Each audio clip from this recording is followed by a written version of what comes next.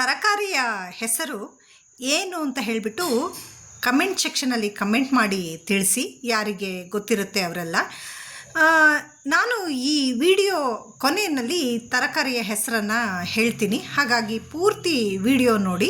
ಈ ತರಕಾರಿಯನ್ನು ಉಪಯೋಗಿಸ್ಕೊಂಡು ಉಪ್ಪಿಟ್ಟು, ಪುಲಾವ್ ಮತ್ತು ಕರಿ ಹಾಗೆ ಪಲ್ಯಗಳನ್ನು ಕೂಡ ನಾವು ಮಾಡಬಹುದು.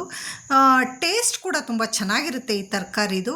ಹಾಗೆ ಸ್ವಲ್ಪ ಲೈಟಾಗಿ ಸಿಹಿಯಾಗಿ ಕೂಡ ಇರುತ್ತೆ. ವಿಟಮಿನ್ B12 ಕಮ್ಮಿ ಇರೋರು ಇದನ್ನು ನಿರಂತರವಾಗಿ ಪಲ್ಯ ಅಥವಾ ಯಾವುದೇ ರೂಪದಲ್ಲಿ ತಿಂತಾ ಬಂದರೆ ಆರೋಗ್ಯ ಬಹಳ ಬೇಗ ಸುಧಾರಿಸುತ್ತೆ. ನಾನು ಇಲ್ಲಿ ಅದರಿಂದ ಉಪ್ಪಿಟ್ಟು ಮಾಡಿದ್ದೀನಿ. ಮಾಮೂಲಿ ಉಪ್ಪಿಟ್ಟಿನ ಥರನೇ ಈ ಉಪ್ಪಿಟ್ಟು ಕೂಡ ಮಾಡ್ತಾಯಿದ್ದೀನಿ. ಎಣ್ಣೆ ಕಾಯೋದಕ್ಕೆ ಇಟ್ಬಿಟ್ಟು ಸಾಸಿವೆ, ಜೀರಿಗೆ, ಕಡಲೆಬೇಳೆ, ಉದ್ದಿನಬೇಳೆ ಹಾಕ್ಕೊಳ್ತಾ ಇದ್ದೀನಿ. ಹಾಗೆ ಸಣ್ಣದಾಗಿ ಕಟ್ ಮಾಡಿ ಇಟ್ಕೊಂಡಂತಹ ಈರುಳ್ಳಿ ಸೇರಿಸ್ಬಿಟ್ಟು ನಾನು ಇಲ್ಲಿ ಒಣಮೆಣಸಿನ್ಕಾಯಿ ಸೇರಿಸ್ಕೊಳ್ತಾ ಇದ್ದೀನಿ. ಹಸಿಮೆಣಸಿನ್ಕಾಯಿ ಕೂಡ ಸೇರಿಸ್ಕೋಬಹುದು.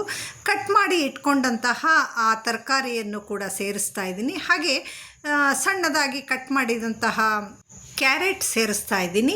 ನಂತರದಲ್ಲಿ ಹಸಿ ಬಟಾಣಿ ಸೇರಿಸ್ಕೊಂಡು ಆಲೂಗೆಡ್ಡೆಯನ್ನು ಕಟ್ ಮಾಡಿ ಇಟ್ಕೊಂಡಿದ್ದೆ, ಅದನ್ನು ಹಾಕ್ತಾ ಇದ್ದೀನಿ. ಕರಿಬೇವು ಹಾಗೆ ತುರಿದು ಇಟ್ಕೊಂಡಿದ್ದೆ ಶುಂಠಿಯನ್ನು, ಅದನ್ನು ಕೂಡ ಸೇರಿಸ್ಬಿಟ್ಟು ಚಿಟಿಕೆ ಉಪ್ಪನ್ನು ಹಾಕ್ತಾ ಇದ್ದೀನಿ. ಇಲ್ಲಿ ಉಪ್ಪನ್ನು ನೋಡಿ ಸೇರಿಸ್ಕೋಬೇಕು, ಮತ್ತೊಮ್ಮೆ ಸೇರಿಸ್ಕೋಬಹುದು ಉಪ್ಪು ಕಮ್ಮಿ ಅನಿಸಿದ್ರೆ.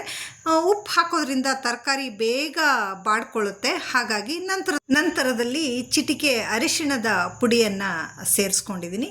ನಾನು ಇಲ್ಲಿ ಇಡ್ಲಿಯನ್ನು ಪುಡಿ ಮಾಡ್ಕೊಳ್ತಾ ಇದ್ದೀನಿ.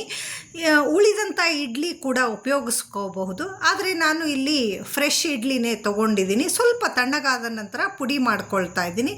ಈ ಒಗ್ಗರಣೆ ಬೆಂದ ನಂತರ ಪುಡಿ ಮಾಡಿದಂತಹ ಇಡ್ಲಿಯನ್ನು ಸೇರಿಸ್ಕೊಂಡ್ಬಿಟ್ಟು ಒಂದು ಒಳ್ಳೆ ಮಿಕ್ಸನ್ನು ಕೊಡಬೇಕು. ನಂತರದಲ್ಲಿ ಉಪ್ಪು ಸ್ವಲ್ಪ ಕಮ್ಮಿ ಅನ್ನಿಸ್ತು, ಹಾಗಾಗಿ ಮತ್ತೊಮ್ಮೆ ಸೇರಿಸ್ಕೊಂಡೆ. ಇಡ್ಲಿಯಲ್ಲಿ ಕೂಡ ಉಪ್ಪಿರೋದ್ರಿಂದ ನೋಡಿಕೊಂಡು ಉಪ್ಪು ಸೇರಿಸ್ಕೊಳ್ಳಿ. ಕೊನೆಯದಾಗಿ ನಿಂಬೆ ಹುಳಿ ಹಾಗೆ ಹೆಚ್ಚಿ ಇಟ್ಕೊಂಡಂತಹ ಕೊತ್ತಂಬರಿ ಸೊಪ್ಪನ್ನು ಹಾಕ್ತಾ ಇದ್ದೀನಿ. ಹಾಗೆ ಈ ತರಕಾರಿಯ ಹೆಸರು ಏನು ಗೊತ್ತಾ?